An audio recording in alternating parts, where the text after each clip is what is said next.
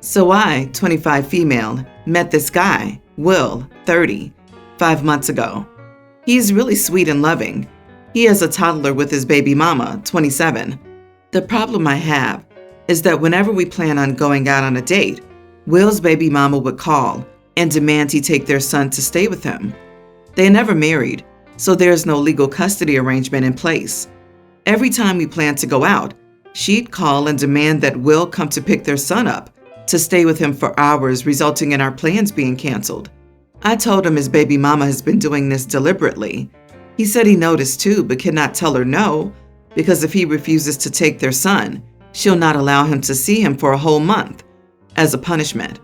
So I told Will he has to end this because it's affecting how our relationship is progressing, and he said he'll try. Last week, he invited me out for dinner at the restaurant. I was excited because he told me he was already at the restaurant. So I thought, his baby mama doesn't know, so she won't wreck our plans. I got dressed nicely and did my hair and just took care of myself really well, looking forward to some quality time together. However, when I arrived at the restaurant, I saw Will and his son there. I felt rage and disappointment washing over me. Will saw me and waved me to come closer, but I turned around and walked out. He followed me outside trying to explain, but I decided to go home and the date was obviously canceled.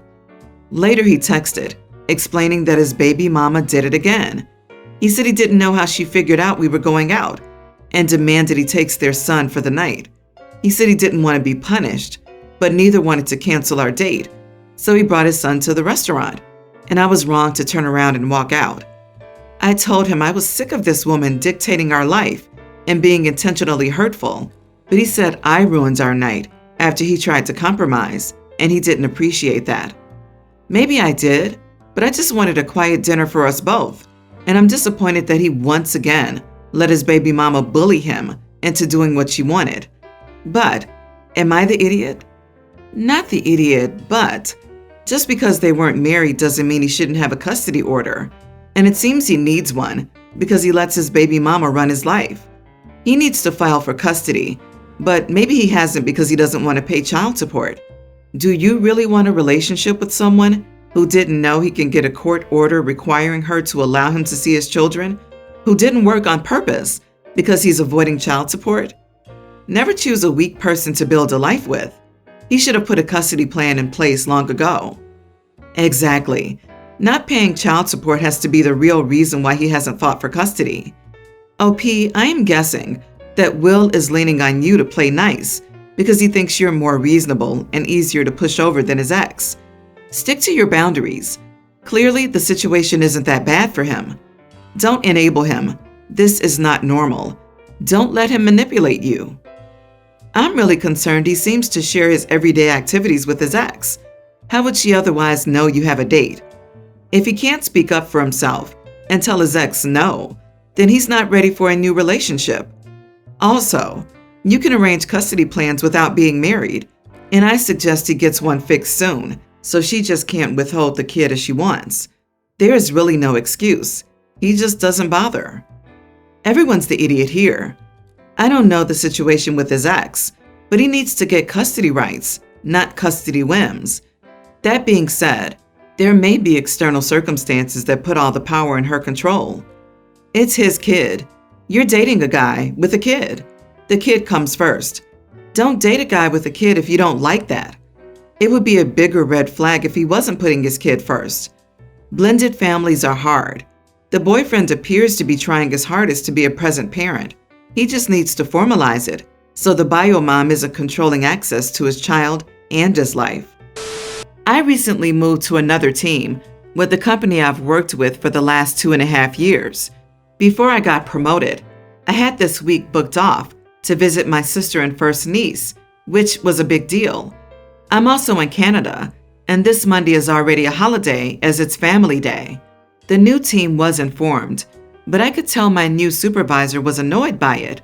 He even asked if I could reschedule, but I said I could not.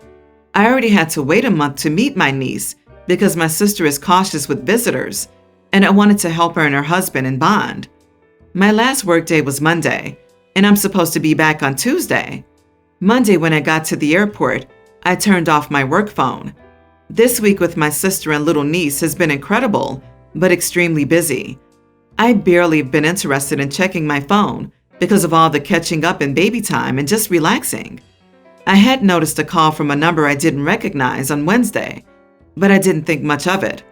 Today we're having a lazy day, and I decided to flip my work phone on to see if I had any emails and start prepping for next week.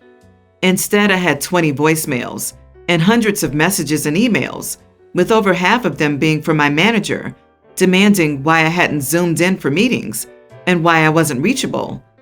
I checked my voicemail, and the unknown number was him saying he hoped there was a damn good excuse for why I was off the grid if I wanted to keep my job. He even started the voicemail with, "I'm so sorry you're in the hospital, because that's the only reason I should be needing to hunt you down like this." So in Slack, I had a few DMs from coworkers I feel I got along with, saying I needed to reply ASAP because my absence impacted them with how mad our boss was. This is my first time not being in an entry-level position, and I'm freaking out. Is the standard that vacations are still worked? Did I mess up by turning off my work phone? Tomorrow is a holiday for the whole office, so I might not be able to fix things until Tuesday. Am I going to get fired? When I was in the other department, days off meant days off, so I was just scared I was missing something and a colossal idiot to my boss and team. So, am I the idiot? Jesus, not the idiot. It is your vacation time. You earned it as a time-off benefit to your company, and they need to respect that. It's on them if things are left unanswered that they haven't sorted out after you leave on vacation. This is bizarre. You're on vacation. Your time should be your own. You're not getting paid. Why should you be working? The line about the hospital really gets me. Does this guy expect you to be zooming in if you're just homesick? I'd find and double-check all the paperwork for your vacation ASAP.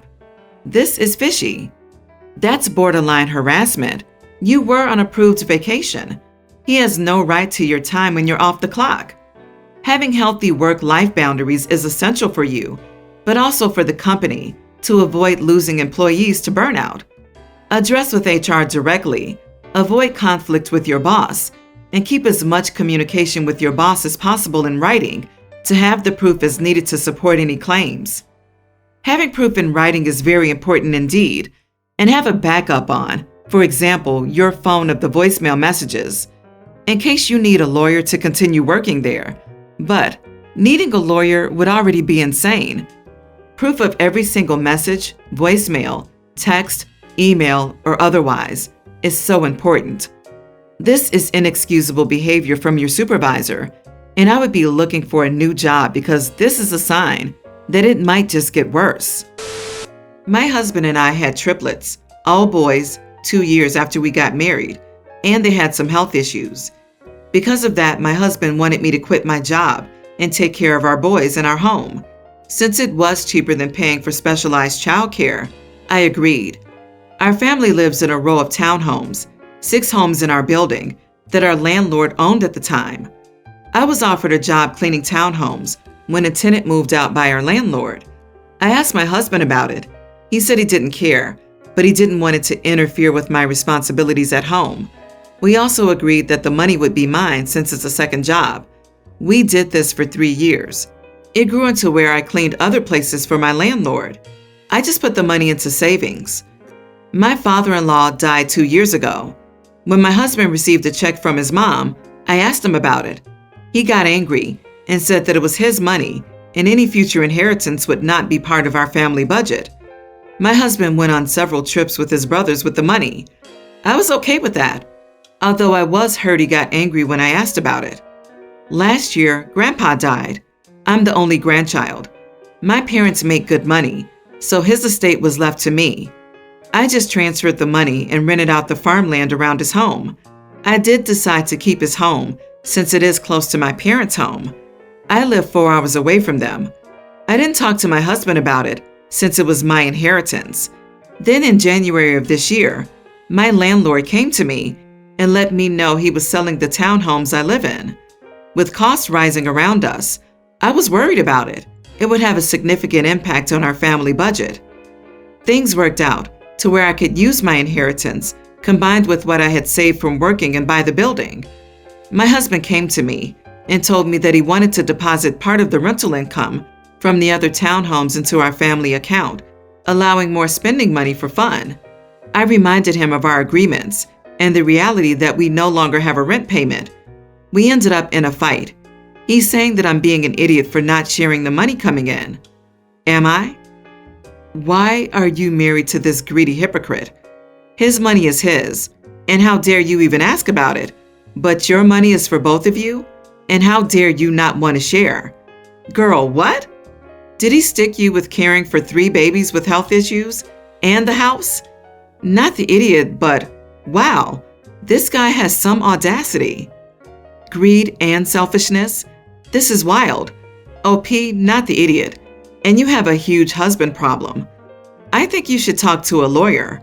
If you put the inheritance money, which is all yours, into the shared family account, there's a good chance your husband might get his hands on it after your divorce. The same goes for the building. You bought it with your savings and inheritance. It should be owned by you only. After you gave up working, for him and the kids no less, that building is your income now. You should keep your money, not the husband. My stepson, Rowan, 23, just got engaged to his fiancée. She comes from a highly conservative family, and they both won't live together till after marriage. But they're both on great terms, and I have to say her parents are a bit much. So the engagement party was held at a restaurant. I drove my wife, Rowan, and his best friend, Jack, because Rowan's car needed some work. Things went quite well. The party ended, and everyone went home. On the way back, I had to stop by the store so my wife could grab something for our teen son. Rowan, Jack, and I waited in the car. Rowan and Jack kept laughing. Then this young lady walked towards us because her car was parked next to mine in the parking lot. Rowan kept trying to speak to her while trying to load her stuff in the car. He and Jack kept throwing words at her, and she seemed annoyed. Jack then said, "Hey, he just wants to look at that butt." Then Rowan said, "Let me see it jiggle, baby." I was appalled. I told them both to knock it off. But then Rowan sarcastically replied, "Relax, I was just giving her a compliment. Bet she doesn't get many of those often." The lady got in her car, and I started arguing with him about his behavior and shamed him for acting like this on his own engagement night. He argued back, saying something about my car, and I lost it. I told him to get out immediately. Jack got involved, so I kicked him out too. My wife got back and started engaging in the argument, saying I can't let her son walk home from his engagement party. I replied that her son couldn't be harassing women on the way back from his engagement party, but she kept defending him. I told her to either stay or get in the car. She did, and I drove off. Rowan didn't come home, and my wife gave me crap for it. We later found out that he was staying at one of his guy friends' places. From what I understand, he's angry at me and refusing to see me. My wife said it was my fault, that I escalated the situation over some stupid crap boys his age do all the time. I told her that he couldn't do this while in my car, but she took it as if I held it over his head. She said I should have never made him walk the night of his engagement and demanded that I apologize to him. Was I the idiot for kicking him and his friend out of the car on his engagement night? Not the idiot. I would have kicked my adult son out of the car simply for harassing a stranger, because that is in fact what he did. The whole engagement thing is just icing on the cake. You stood up for your beliefs and women. Sadly, your wife seems to give him a pass on his behavior, and it's likely why he acted like that. He has no respect for women, it appears. It's your car, and you were doing him a favor. So it's wrong to have intimacy before marriage, but it's okay to harass random women? The boy needs his head examined because he's not making sense. How would he feel if someone treated his fiancée like that? You did the right thing, and anyone who says otherwise is crazy. Has he ever acted like that in front of you before? Bravo to you. He would probably say that it's the fiancé's fault for the way she dressed or something like that. I'm scared for Rowan's wife-to-be. No guy I know does this crap. No one should have to put up with this. Please, please do not apologize. You're in the clear. I wish we had more people like you who didn't tolerate and spoke up. And I can't get over your wife's comment. Boys his age? He's 23 years old and getting married. This isn't a boy. He's a grown-up man who should know better. Then again, his mom doesn't, so why should he? I, female 28, had my daughter pre-tween when I was quite young. Her father, 33, bailed, and I didn't have any family to support me. So the first few years were tough. I took an extra 2 years to graduate college, and I had to put my career goals and ambitions on hold.